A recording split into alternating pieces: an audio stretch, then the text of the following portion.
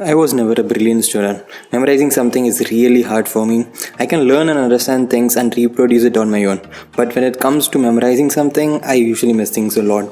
Once I got around 50 out of 200 in one of my math exams, but looking at it now, it's quite funny though.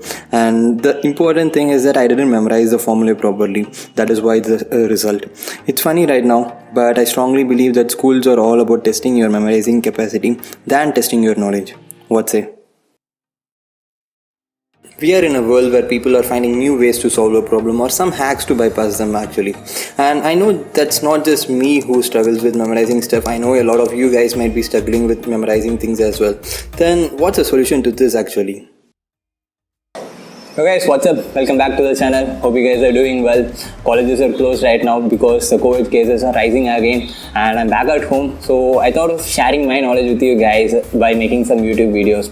And cool, what's for today? So today I planned for talking about scientifically proven study technique which is called spaced repetition. And this is one of the techniques which is got famous over time, and it is in the practice for a long time now. And this technique will help you guys to get good grades in your examination. It can be any examination you are preparing for, schools or colleges or any other competitive examinations. And this particular study technique is such an effective one, and it's also proven multiple times by science. And so why waste time? Let's see what it is and let's start it.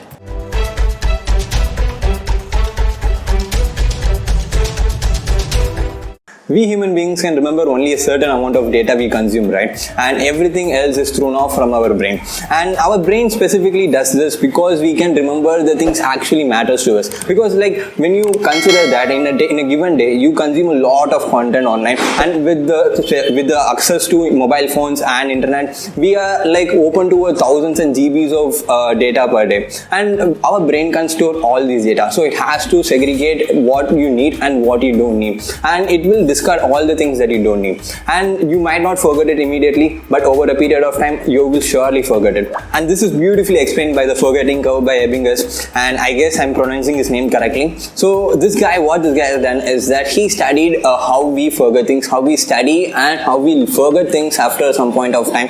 And we all know that, right? We have experienced it. We might forget something before the examination, and during the examination the same question will be there and we will be completely blank, and we don't know what to do with that. So this happens to every one of us, and this guy found a problem in it and he went to study that. So he says that on the first day when you learn something, it will be at your results will be at 100%, and after 24 hours after you studied it, the results go down to 40%, and by the end of the day you will almost forget almost 100% of it. So this is how our human brain works, because like your human brain thinks that what you learned is not necessary because you haven't used it in the first 3 days span, and your brain will discard what you learn because you haven't used it, and it thinks that it's not necessary for you in the long term.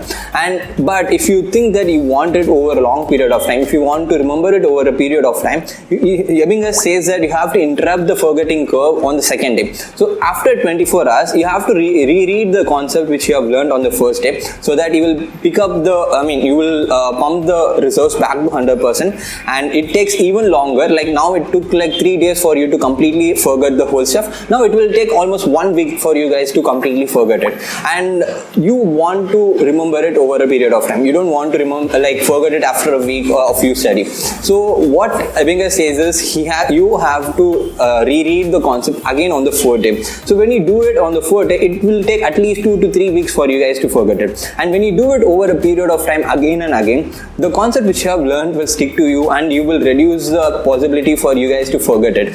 So the basic idea of spaced repetition is that you learn something which you want to remember over a period of time, and you let yourself forget the concept over a period of time, and you relearn it so that the results go back to 100% again, and you let yourself forget and again relearn it so that it will take even longer to forget it. So basically on the first day you will push the results to 100%. The first day is when you learn something new, and after a certain point of time the results will go down a certain limit, and on the second day you will push it back up to 100%, and now it takes even longer to go down, and now you push it back up again, and now it will take even longer to go down. So this is how the basic idea of spaced repetition is. I personally used it during my examinations, especially maths examinations, because during maths examinations I have to remember a lot of formulas, like hundreds of formulae, and this particular technique helped me a lot, because during the final examinations I could remember like all the formulae which I've learned over the period of semester.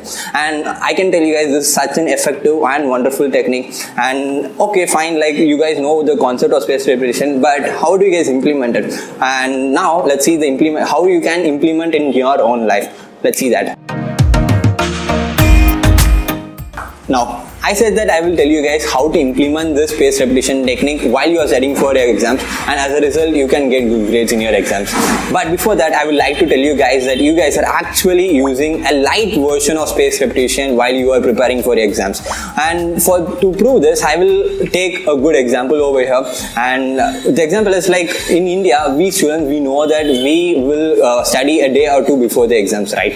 And what we do is we go to our friends, ask for the notes, and we will cram through the notes in a day or two, or even the night before the exam, and go and write the examinations. But if you look at the forgetting curve, you guys know that we will forget at least 30 to 40% of what we have learned within 24 hours of it. So this is what happens, right? When you go to the exams you study the night before the exams, and you went to the exams and wrote it, so you will obviously forget a lot of stuff which you have learned. But we guys are smarter, aren't we? So what we will do is that we will do a revision. So we will be like, boss, I'm going to do a revision, so I have to revise all the topics which I have learned now. So you guys will go back to the concepts which you have learned, and you will go through it again. So which is basically a spaced repetition in itself, but it's a light version of it. Why a light version of it is because that in actual spaced repetition, you have to revise between your first study and your revision or the second study. There will be at least 24 hours gap. So but while you are actually revising for your exams before the exam day, so you will be revising within 1 or 2 hours of your first study. So this is basically, I would call it as a light version of spaced repetition. So the answer to how to implement spaced repetition while you are preparing for exams is to learn a concept, forget it, learn a concept again, forget it again, and repeat this process until you get comfortable with the topic. This is the only way you can implement your spaced repetition while you are preparing for exams. So let's say you are preparing for maths, right? And I would suggest you guys to like make a set of formulae which you want to remember, and you study the formula for the first time and study it again after you forget it. Like obviously after 24 hours you will forget a lot, so revise it on the second day and revise it again on the third day, so that you will be rising your results back to 100%. So if you do this continuously over a period of time, it takes longer time for you to forget the whole stuff. So it's always a better idea to make a list of things which you want to learn it, forget it, learn it again, forget it again, learn it again, forget it again. This is the cycle which you have to follow while you are preparing for exams and implementing spaced repetition in it. So even now, if you guys are not convinced that spaced repetition is worth it, hear me out. I went from scoring 2.5 out of 10 in maths to 10 out of 10 in maths, not once, twice consecutively actually. So I got this 2.5 before I got to know about spaced repetition and other study techniques, and I got 10 out of 10 in maths after I got to know about spaced repetition and few other study techniques obviously. So it is worth it, actually worth it to try out spaced repetition and look at your score after it. Try it for once, try it with at least one examination which you can afford to, and you can see the results in your examinations. So it's one of the legit study techniques which you can incorporate while you are preparing for your exams.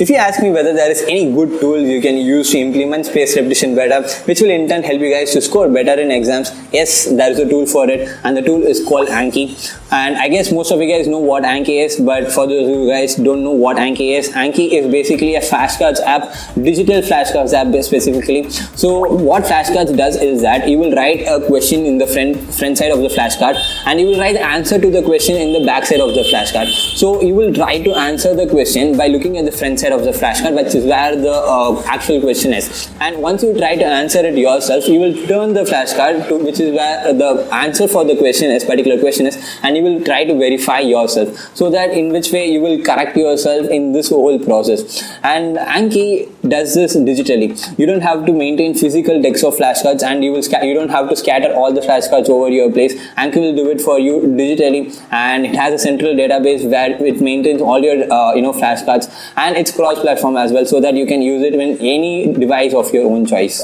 There are a lot of study techniques which you can use to improve your efficiency while studying for the exams, and I'm sure the spaced repetition is definitely one of them, and which will give you long-term effects, long-term benefits for you. And also I forgot to tell you guys that I basically use Notion along with Anki to implement this spaced repetition thing, and I will make a brief video on how you can use Notion to manage all your college works and school works. But if you don't want to miss out on that, subscribe to the channel, turn on the notifications. Until then, I will see you guys next one. Bye bye.